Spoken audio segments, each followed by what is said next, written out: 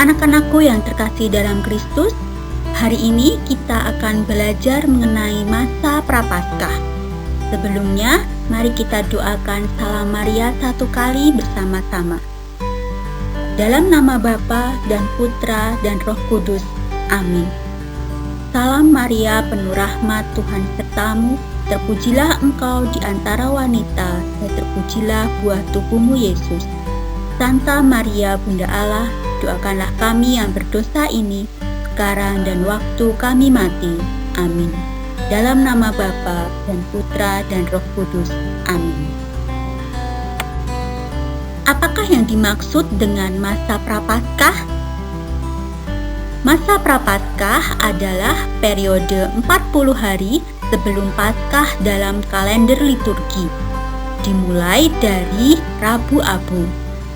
Masa Prapaskah merupakan saat untuk merenungkan dan menyiapkan diri sebelum merayakan Paskah. Bagi umat Katolik, makna masa Prapaskah adalah ikut serta dalam pengorbanan Yesus Kristus dan mengenang saat-saat Yesus berpuasa di padang gurun selama 40 hari. Masa Prapaskah ditandai dengan berpuasa dan berpantang, dan tidak ikut serta dalam perayaan-perayaan. Mari kita lihat aturan pantang dan puasa dalam Gereja Katolik. Pantang wajib dilakukan oleh orang Katolik yang sudah berusia di atas 14 tahun. Pantang wajib dilakukan pada Rabu Abu dan setiap hari Jumat selama masa Prapaskah sampai Jumat Agung. Pantang bisa dipilih sendiri sesuai kemampuan. Misalnya, pantang daging, pantang ikan, pantang garam, pantang jajan, atau pantang rokok. Namun, sebaiknya hal yang dipantang adalah hal-hal yang disukai. Sedangkan puasa wajib dilakukan oleh orang Katolik yang sudah berusia 18 tahun sampai dengan 60 tahun. Puasa wajib dilakukan pada hari Rabu dan pada hari Rabu Abu dan Jumat Agung. Namun diperbolehkan jika ingin berpuasa selama 40 hari sampai Jumat Agung. Puasa dalam Gereja Katolik berarti makan kenyang satu kali. Puasa itu bukan menahan, tapi mengurangi. Menahan itu berarti nanti setelah berpuasa, maka boleh marah dan makan sepuasnya. Padahal puasa dalam Gereja Katolik bukan seperti itu. Puasa dan pantang bukan cuma soal makanan dan menahan nafsu, tapi puasa itu juga diet dari segala dosa. Dari Injil Matius bab 6 ayat 16-18 dijelaskan bahwa ketika menjalankan pantang dan puasa, umat Katolik diminta untuk tulus dan melakukannya untuk Tuhan, bukan untuk pamer. Mari kita lihat apa yang dikatakan dalam Injil Matius bab 6 ayat 16-18. Dan apabila kamu berpuasa, janganlah muram mukamu seperti orang munafik. Mereka mengubah air mukanya supaya orang melihat bahwa mereka sedang berpuasa. Aku berkata kepadamu, sesungguhnya mereka sudah mendapatkan upahnya.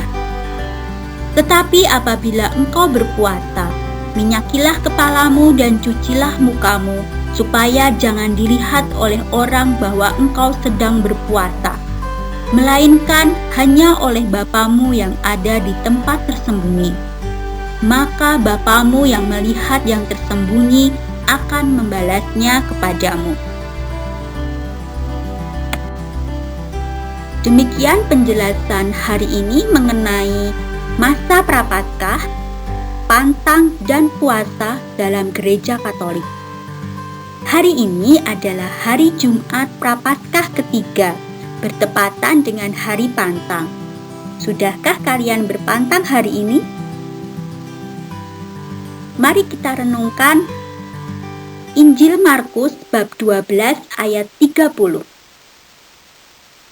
Kasihilah Tuhan Allahmu dengan segenap hatimu dan dengan segenap jiwamu dan dengan segenap akal budimu dan dengan segenap kekuatanmu.